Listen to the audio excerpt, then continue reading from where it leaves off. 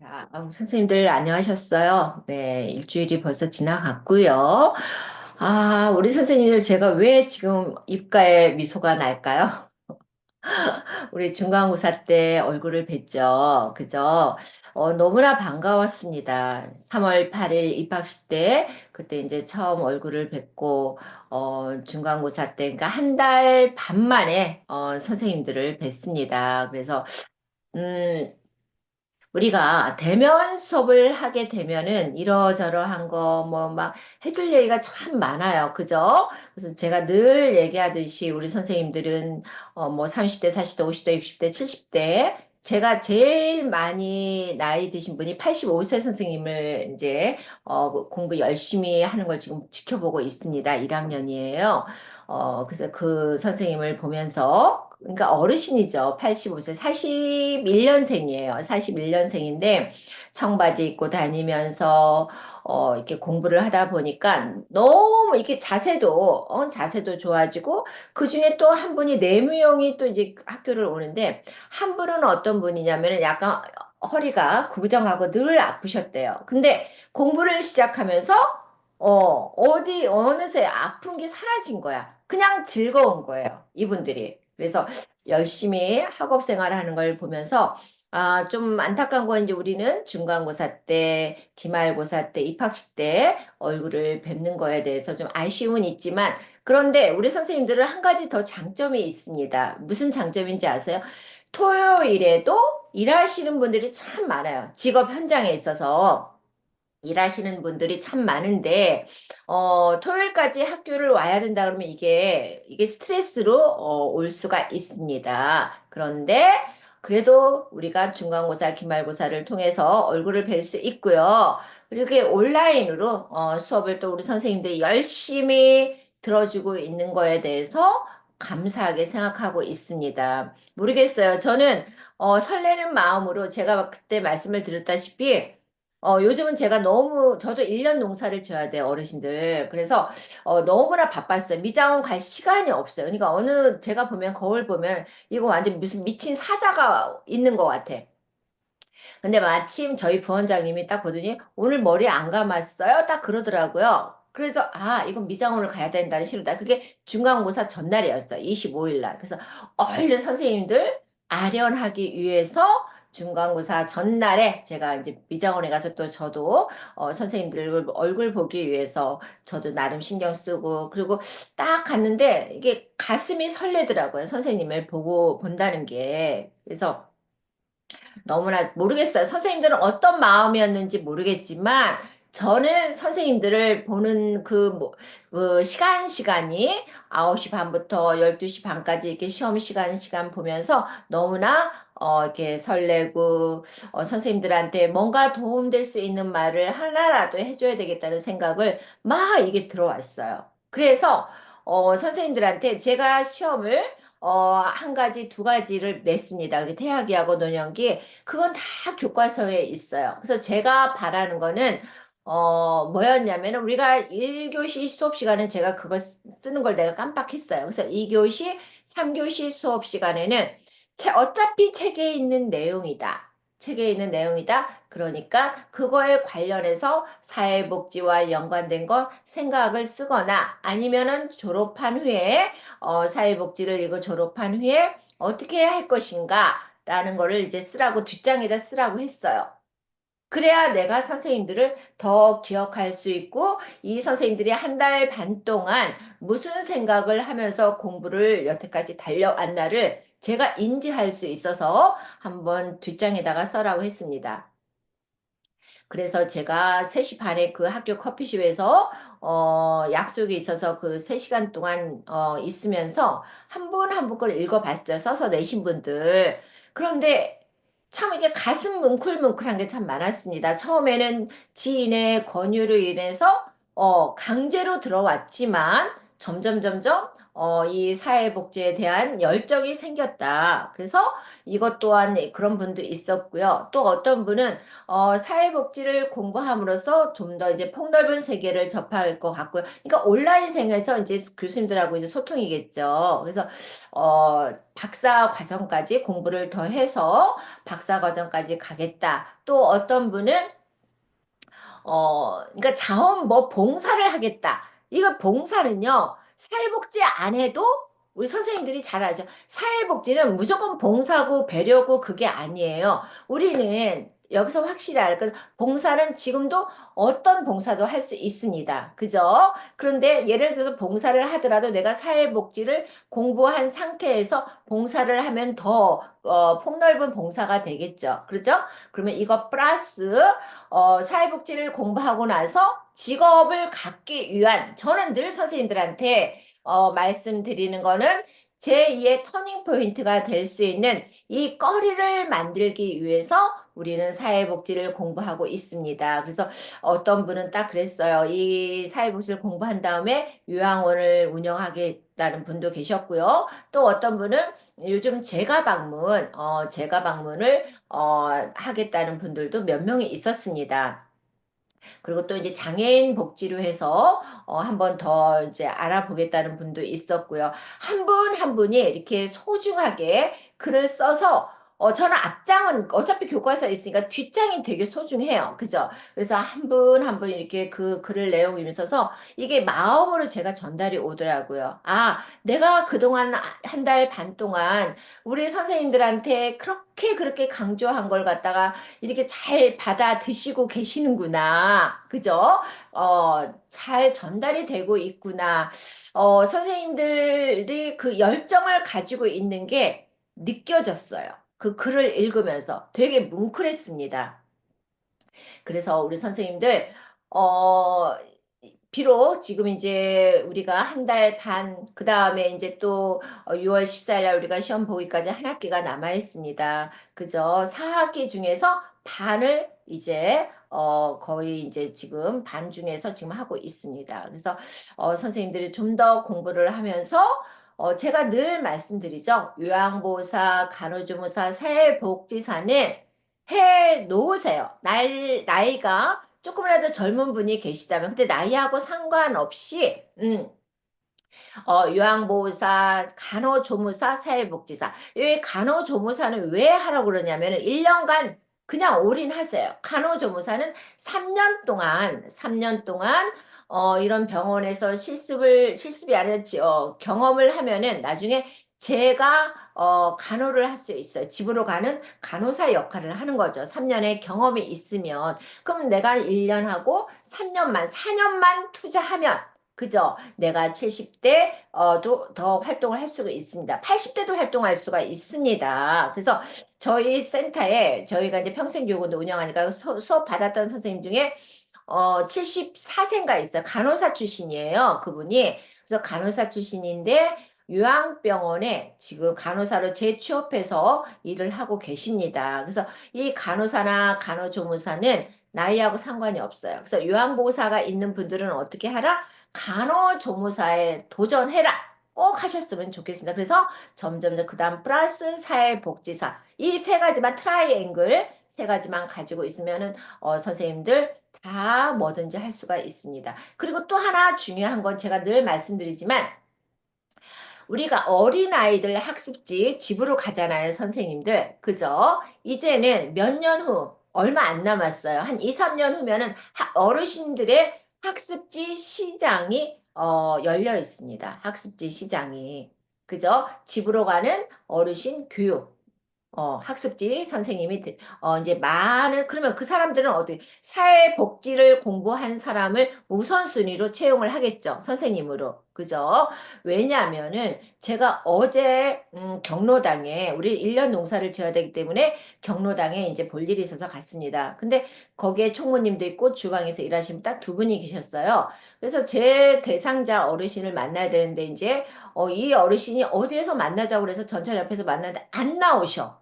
그래서 어르신 저 지금 어디 출구에 있습니다. 그랬어요. 거기서 만나자고 분명히 그랬고 저희 부원장님도 옆에서 들었어요. 그래서 부원장님이 왔다 갔다 하면서 이렇게 들었네요. 그랬더니 또 전화해서 안 계시네. 그랬더니 경로당으로 오래. 그죠? 그래서 제가 또 막 경로당으로 달려갔습니다. 그랬더니 이분이 계속 10분이 지나서도 안 내려오시는 거예요. 그래서 담당 선생님한테 전화를 드려서 그 어르신한테 전화 좀 해주시겠어요? 그랬어요. 그랬더니 그 선생님, 저는 이제 대표니까 그 선생님이 전화를 받고 오셨어요. 근데 딱 느낌이 어떤지 아세요? 경도 인지장애. 딱 치매로 가기 전 단계인 느낌이 들더라고요. 그래서 제가 어제 오후에 선생님이 이제 물어봤죠. 그 어르신 약간 느낌이 이상하다. 응? 그랬더니 어, 딱 아드님이 왔대요. 자기 어머니 경도 인지장애다. 근데 선생님이 어떻게 알았냐고 딱 물어봤더니 수업을 하다 보면 벌써 이게 나오거든요. 그래서 그 어르신, 그래서 경도 인지 장애인을 위한, 경도 인지 장애 이분들을 위한 다양한 수업거리, 사업거리가 나오기 때문에 선생님들은 이 수업을 그냥 허투루 이렇게 들을 게 아니라 하나라도 더 들으면서 끝까지 완주하시기를 바래요. 그죠? 2년의 과정이 끝난 다음 늘 제가 진짜 선생님들한테 간곡하게 부탁하는 거는 어제 그 이은영 부지센터님한테 제가 시험 안 본 사람들 명단을 올렸거든요. 그랬더니 거기서 자퇴한 사람이 한 두 명인가 세 명이 두 명 정도 자퇴한 사람이 나왔더라고요. 그래서 너무나 조금 안타까웠습니다. 2년만 잘 견디면 사회복지 자격증이 나오고 그 다음에 이제 또 학사로 갈 수 있는 점프할 수 있는 그런 거리가 생기는데 왜 또 자퇴를 했나? 물론 일은 있겠죠. 그죠? 그래서 앞으로 이 사회복지 시장이 계속해서 넓어질 거라는 것. 또 하나는 뭐죠? 이 사회복지학 박사 학위를 받은 사람들은 70 넘어서도 강의를 할 수 있어요. 경영학 박사가 70 넘어서 강의를 하겠어요? No. 사회복지 학 전공하신 분들은 그래도 70이 넘어서도 원하면은 그러니까는 수업을 할 수 있습니다. 대학 강의를 할 수 있으니까 우리 선생님들 나도 언젠가는 대학 강의를 할 수 있다는 꿈을 꾸시고요. 나는 언젠가는 노인 현장에서 이런 사회복지 관련된 사업을 할 것이다라는 거를 우리가 상상하면서 그리고 이게 오픈 마인드로 하시면서 우리가 이 사회복지 공부를 하셨으면 좋겠습니다. 그냥 즐기세요. 아셨죠? 스트레스 전혀 받지 마시고. 모르겠습니다. 저는 선생님들한테 어떻게 한다 편하게 해준다고 하면서 저는 이렇게 수업을 진행하고 있습니다. 그래서 우리가 온라인, 오프라인 수업에서는 이렇게 자꾸 이런저런 현장에서 일어나는 일을 해주고 싶은데 지금 이 비대면으로 지금 수업하는 거에서 이 진도가 중요한 게 아니에요. 그죠? 이 책에 다 있어요. 진도가 나가는 게 중요한 게 아니라 선생님들이 꿈을 꿀 수 있는 우리 꿈을 꿀 수 있는 우리 동원대 우리 1학년 2반, 3반, 4반 또 다른 선생님들이 됐으면 좋겠습니다. 아셨죠? 선생님들. 자, 그러면은 우리가 다음 6월 14일 날 또 얼굴을 뵙기를 바라면서 저는 오늘 9주차 융해 분석 심리학을 들어가 보겠습니다. 근데 전 시간에 우리가 뭘 배웠어요? 우리 선생님들. 개인 심리학, 아들러의 개인 심리학을 배웠죠? 아들러의 개인 심리학을 배웠습니다. 그러면 이제 아들러의 개인 심리학 했고, 그래서 개인 심리학에는 뭐 인간관이 나왔고, 그 다음에 열등감 보상, 그 다음에 가르고 쪽 구도와 출생 순위, 그 다음에 이제 생활 양식, 그 다음에 생활 양식에는 뭐뭐가 있었어요? 지배형, 획득형, 회피형, 사회적 유용형, 그 다음에 사회적 관심, 그 다음에 또 뭐 있었어요? 그 다음에 이제 우월감 추구가 있었습니다. 그죠? 그 다음에 이제 개인 심리학과 사회복지 실천에 있어서 개인 심리학의 평가가 있었고, 오늘은 융의 분석 심리학을 들어가 보도록 하겠습니다. 분석 심리학의 개요, 그 다음에 융의 생애와 사상, 그 다음에 인간론, 주요 내용, 사회복지 실천과 연계 및 평가, 이렇게 해서 이제 5가지를 살펴보도록 하겠습니다. 분석 심리학의 개요를 봅시다. 분석 심리학. 분석 심리 이론은 교과서 229쪽 다 펴고 계시죠? 자, 분석 심리학의 개요, 분석 심리학. 분석 심리 이론은 누구에 의해서 정립이 됐다? 융에 의해서 정립이 됐다. 그럼 개인 심리학 하면 누구? 아들러. 전 시간에 배운 거. 프로이드에는 또 뭐예요? 정신 분석학. 그죠? 그래서 분석 심리는 융에 의해서 정립된 이론이다. 그래서 분석 심리학은 정신 분석 이론의 인간 정신 구조와 그죠? 인간 정신 구조와 정신 역동에 대해서는 대부분 인정을 하지만 그죠?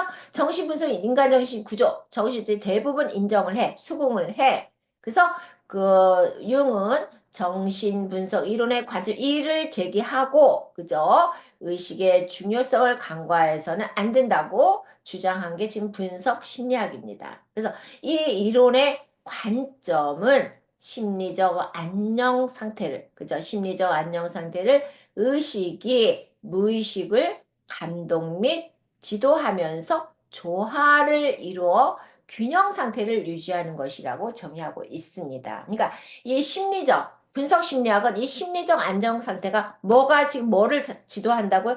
의식이 뭘 감독한다고? 무의식을, 그죠?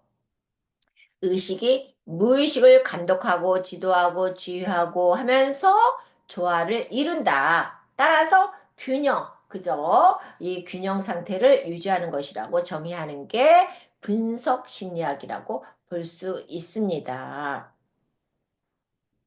그래서 분석 심리학은 무의식을 개인 무의식과 그죠?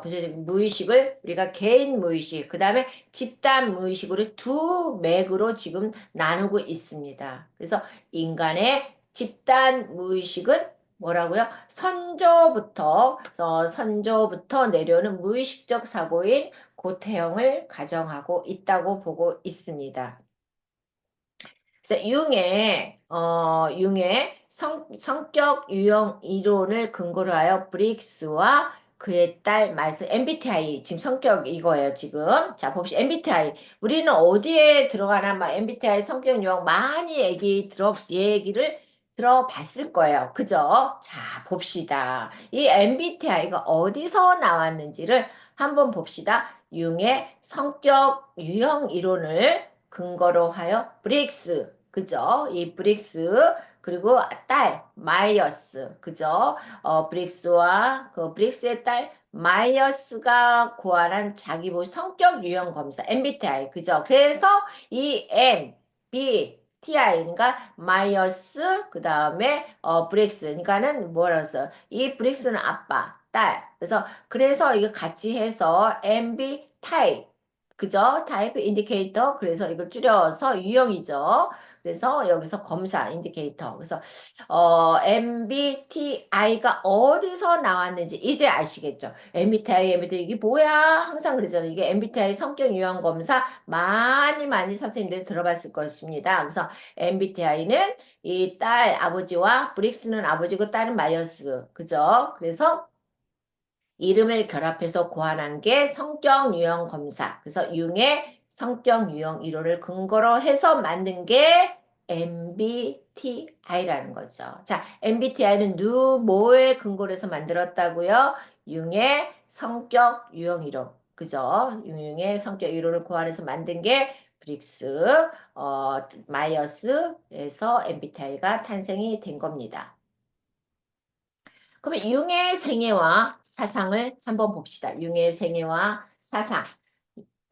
자, 이제 책이 넘어갔습니다. 융은 1875년부터 1961년에 태어났네요. 그러니까 저는 63년생이거든요. 그러니까는 제가 태어나기 2해 전에 돌아가셨네요. 그래서 20세기 뛰어난 심리학적 사상가로 1875년 스위스 바젤에서 개신교의 목사 집안 출신이다. 그러니까 목사 집안 출신이라는 거죠. 그래서 1895년 스위스 바젤 대학교 자연과학부에 입학하여서 해부학, 생물학 등 의학 공부에 필요한 과정을 배웠고요. 정신의학을 전공 분야로 선택했대. 그러니까 처음에는 여기서는 해부학이나 자연과학부에 입학했다가 그 다음에는 의학 공부에 필요한 그죠? 이과에 전형적인 자연과학부를 지금 들어갔습니다. 그죠? 뭐 생화학, 해부학 이런 거에 들어갔는데 그 다음에 의학 공부에 필요한 과정을 배웠대. 뭘? 그래서 정신의학을 전공 분야로 선택했다는 거죠. 그러니까 처음에는 이과로 갔지만 그 다음에 이제 의과로 이제 방향을 전향했다는 겁니다. 그래서 청년기에는 아버지가 정신병원 상담 목사로 활동하면서 정신분석에 관심을 가지고 있었습니다. 그냥 된 게 아니라 어떤 계기가 있는 거죠. 그죠? 그래서 아버지가 정신병원의 상담 목사, 그죠? 활동하니까 여기서 아버지가 하는 일에 이제 관심을 갖게 된 거죠. 그래서 1904년 정신병 환자를 치료하기 위해서 정신분석의 유효성을 인식하게 되면서 단어를 통한, 그러니까 연상기법이죠. 단어를 통한 연상실험법을 만들게 되었대요. 그러니까 정신병 이 융이 처음에는 이제, 자연과학으로 들어가서 의과로 전향을 했고, 아버지가 정신병원 상담 목사라서 거기에 관심을 가지게 됐고, 그래서 정신병 환자를 치료하기 위해서는, 정신분석의, 이 이론이 중요하구나. 그래서 단어를 통한 연상, 실험법을 만들게 되었다는 거죠. 그래서 1906년 정신분열병의 조현병이죠. 그죠? 조현병. 이해하는데 정신분석이 유효하다는 것을 입증했습니다. 이 조현병, 그죠? 이 조현병 환자들로 인해서 가끔가다 흉악한 길거리 묻지마 사련이 일어나지 않고 있으니까, 그죠? 그래서 이 정신분열증 환자들은 끝까지 병원에서 그리고 부모가 같이 책임감을 가지고 치료를 해야 돼요. 이게 엉성하게, 그 네트워크가 엉성하게 진행이 되니까 이게 어디에서 그게 허물어지는 거야.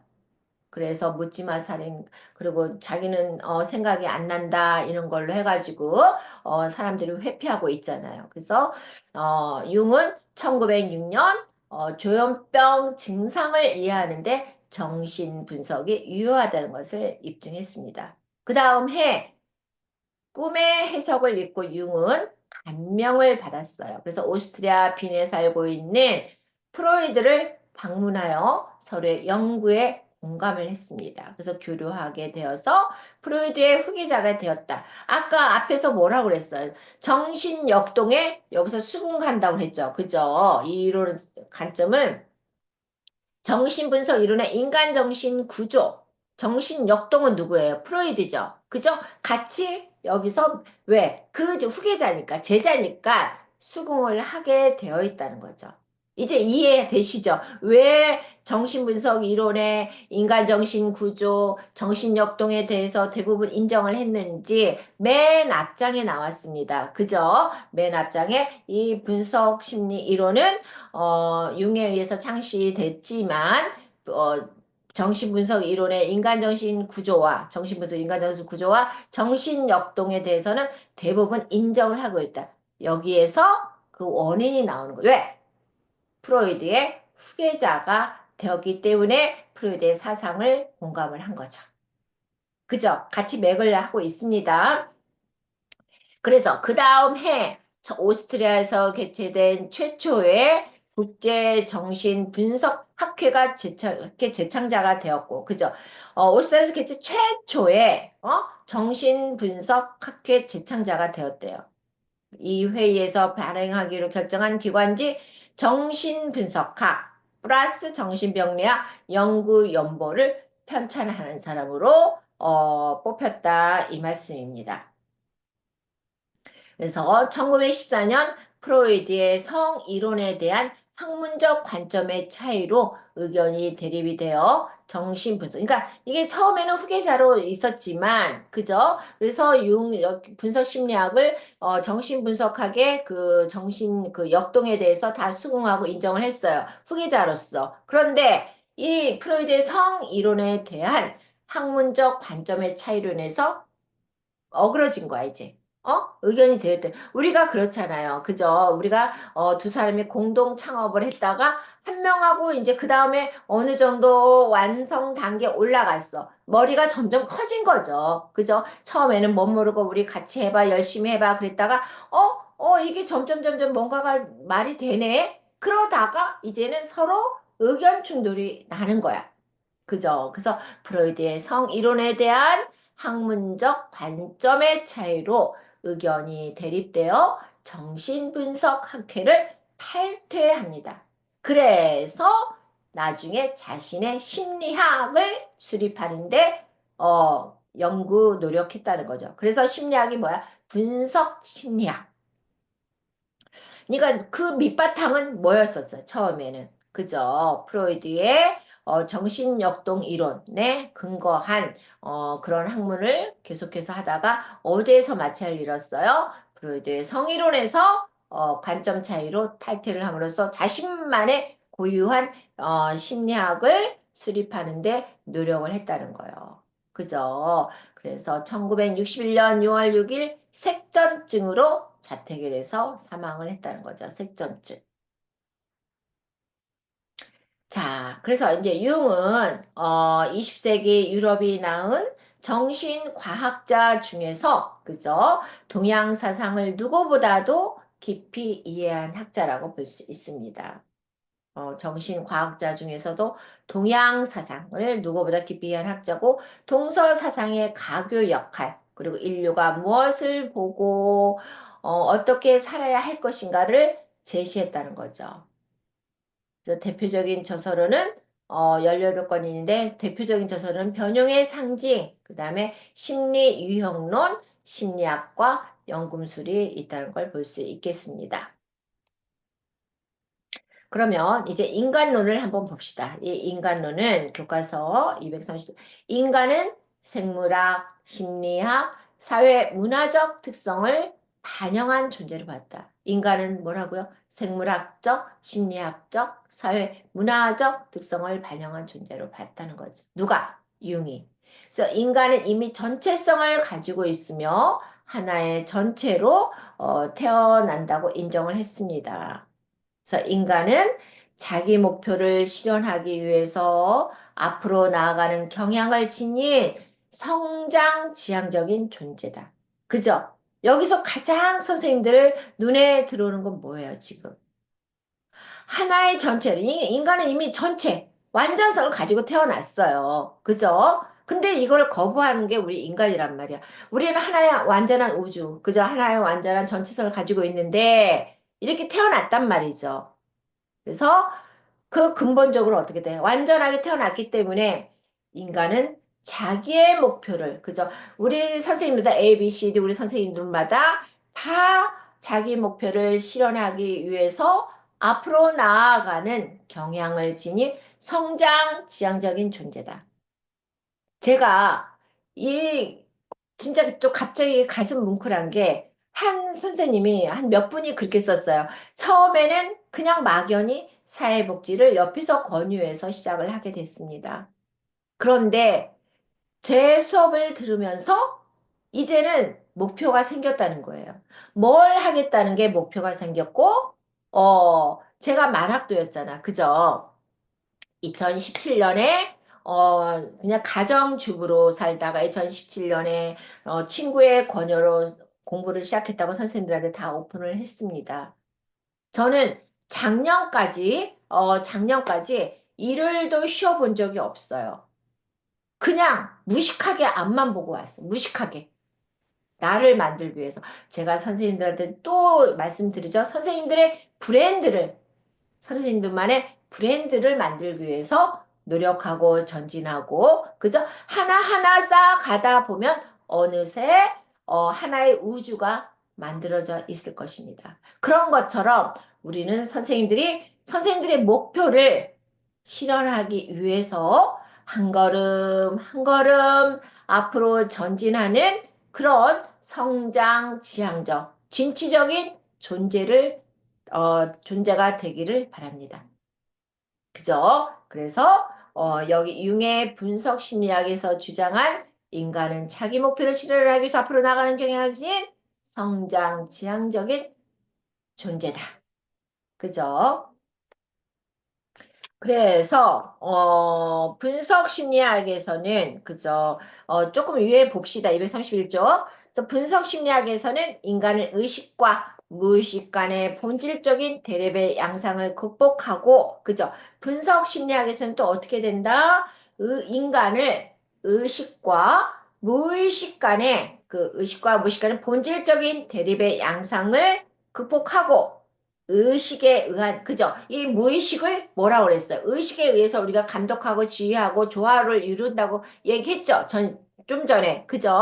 그래서 인식에 의한 조절을 통해서 의식과 무의식을 통일해 나가는 전체적인 존재로 인식을 한다고 했습니다. 그래서 가장 중요한 맥은 이거예요.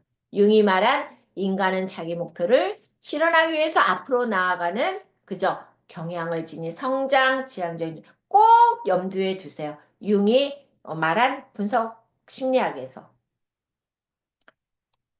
그 다음에 융은 여기서 또 뭐라고 그랬어? 지금 융은 인간을 그죠? 융은 인간을 무의식의 영향을 받지만 그죠? 인간은 무의식의 영향을 받지만 뭐에 의해서 조절한다? 의식에 의해서 이 무의식을 감독하고 주의한다고 말씀을 드렸습니다. 그죠? 기억나지요? 그래서 융은 인간을 무의식의 영향을 받지만 그러나 의식에 의해 조절할 수 있는 가변적 존재다. 가변이라는 건 뭐야? 변한다는 거죠. 그죠? 우리는 무의식의 영향을 받지만 뭐에 의해서 조절된다? 의식에 의해 조절할 수 있는 가변적 존재라고 가정하는 미래지향적인 존재로서 우리는 인간의 궁극적인 목표를 나아가는 미래지향적인 존재라고 그랬습니다. 그죠? 그래서 의식에 조절할 수 있는 가변적 존재라고 가정하는 미래지향적인 존재로서 정신 구조는 어떻다? 살아가는 과정을 통해 후천적으로 변한다고 보고 있습니다. 그죠? 여기서 후천적으로. 중요하네. 미래지향적인 존재에서 정신 구조는 우리는 환경에 의해 살아가는 과정은 뭐예요? 환경이에요. 나를 지배하고 있는 가정, 학교, 사회, 이런 전체적인 과정을 통해서 우리는 후천적으로 변합니다. 이 정신 구조는, 그죠? 정신 구조는 한 가지에서 어느 순간에 픽스가 되어 있는 거 아니에요. 계속해서 나이가 들어도 계속해서 이게 발달을 하는 게 정신 구조예요. 그래서 우리가 취미 생활도 하고 여가 생활도 하고 사람들과의 네트워크도 하고 이런 모든 과정을 거치는 게 그죠? 후천적으로 모든 걸 다 변할 수 있습니다. 한 곳에 머물러 있지 않아요. 왜 80대 어르신들이 왜 공부를 하려고 그러겠어요? 80대 어르신들이 공부함으로써 그들이 쓰는 언어 자체도 틀려요. 구사하는 언어 자체도 내가 쓰려고 쓰는 게 아니라 저절로 내 몸에 체득이 되어 있어서 체화가 되어 있어서 자기도 모르게 나오는 거예요. 그래서 우리는 미래지향적인 존재로서 이러한 정신구조는 어떻다? 살아가는 전 과정. 우리는 태어나면서 또 뭐라고 했어요? 완전성, 전체성을 가지고 태어나는 인간이라고 그랬죠. 그죠? 그래서 미래지향적인 존재 정신구조는 살아가는 전체적인 과정을 통해서 후천적으로 변한다. 그래서 선생님들의 정신구조는 뭐야? 지금 사회복지를 하면서 제가 늘 잔소리하는 거 조금씩 이게 뭐예요? 세포가 지금 꿈틀거리고 있잖아, 선생님들. 그죠? 이 뇌세포가 막 살아 움직이지 않아요? 이 순간만이라도 저의 강의를 통해서 저는 선생님들이 몇 분이라도, 그죠? 근데 저는 제가 말씀을 드렸죠. 그 뒷면에 써있는 내용을 보면서 제가 가슴이 뭉클뭉클했습니다. 진짜 뭉클뭉클했어요. 아, 선생님들이, 아, 이 세포가 가슴 속에 열정이 살아나고 있구나. 어, 중요해. 이 구조가 참 중요해. 지금 이 정신 구조는 살아가는 과정을 통해 지금 선생님들이 지금이에요. 지금 이제 현재 현장에서 지금 사회부를 공부하는 현장에서 후천적인 모습이란 말이에요. 그죠? 지금 전에 의해서 만들어진 거에 의해서 지금 직업 현장에서 지금 일을 하고 있지만 앞으로 지금 선생님들은 후천적으로 만들어진 그런 과정을 통해서 이 터닝 포인트 제2의 인생 2모작 아니면 인생 3모작을 준비할 수 있다는 겁니다. 그냥 공부하는 게 아니에요, 선생님들. 아셨죠? 그냥 공부할 거, 지식적인 것만 얻을 것 같아. 그냥 책 보면 돼. 네이버에 들어가서 그냥 검색하면 돼. 이게 뭐지? 인간행동 사용의 개념이 뭘까? 프로이드가 뭘까? 아들러가 뭘까? 융이 뭐 하는 사람일까? 그냥 검색하면 따따따따 나와요. 그런데 우리가 학교라는 울타리를 이 사이에서 동료, 동지, 옆에 있는 친구들, 같이 공부하는 동료들, 왜 필요하겠어요? 그죠? 하나의 울타리에서 이 과정을 통해서 우리는 변해가고 있다는 거죠. 한 걸음 한 걸음 변해가고 있다는 겁니다.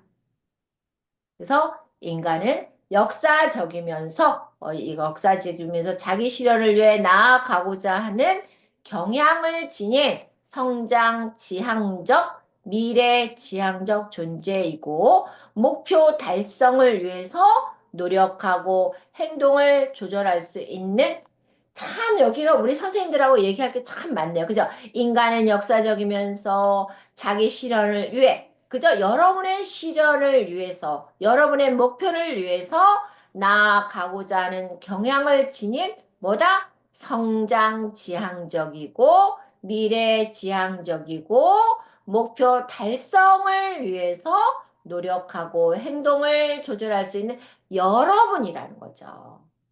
왜? 지금 정신구조는 우리가 전 공부하는 과정을 통해서 후천적으로 변해요, 지금. 아시겠죠? 따라서 인간은 미래의 목표 가능성에 의해서 인간 행동은 조정이 된다. 조정이 되는, 우리의 행동은 달라진다는 거예요. 여러분이 미래에 어떤 목표를 가지고 있느냐에 대해서 지금 now, 그죠? 이 미래, 이 미래 지금 목표 가능성에 의해서 여러분의 행동은 달라지고 좀 더 품이 있어지고 품격이 있어지고 쓰는 어휘도 달라지고 모든 행동이 달라진다는 거죠. 그죠? 여기 나왔잖아요. 인간은 미래 목표 가능성에 의해서 인간 행동은 조정. 참 여기 이 부분에서 우리가 서로 우리 선생님들한테 다 저는 얘기를 해줬다고 봐요. 선생님들한테 전달할 수 있는 내용은 다 전달했어. 정신구조 여기서 하나의 단어를 끄집어내 봅시다. 정신구조 봤죠? 그 다음에 우리는 가변적 존재. 지금 선생님들은 한 곳에 머물러 있는 존재가 아니에요. 그죠? 발전하기 위해서 지금 이 동원대라는 학과에 공부하러 온 사람들이란 말이에요. 가변적 존재. 자, 여기서 단어를 끄집어내면서 가변적 존재, 그다음 미래지향적인 존재, 그 다음에 정신구조는 어때? 한 곳에 머물러 있지 말고 바뀐다 그랬죠. 뭐에 의해서? 지금 선생님들이 공부하는 이 과정을 통해서 후천적으로 바뀐다, 변한다. 그래서 선생님들은 여기서 성장 지향적이고, 그 다음에 미래 지향적인 존재고, 그 다음 또 목표 달성, 노력, 행동을 조절할 수 있는 존재다. 따라서 그 미래에 어떤 꿈을 가지고 있느냐에 따라서 여러분의 인간 행동은 어떨 때 달라지고 조정을 받는다는 거죠. 그냥 그 자리에 머물러 있는 존재가 아니에요. 여기서 충분히 이제 선생님들 인지하셨죠?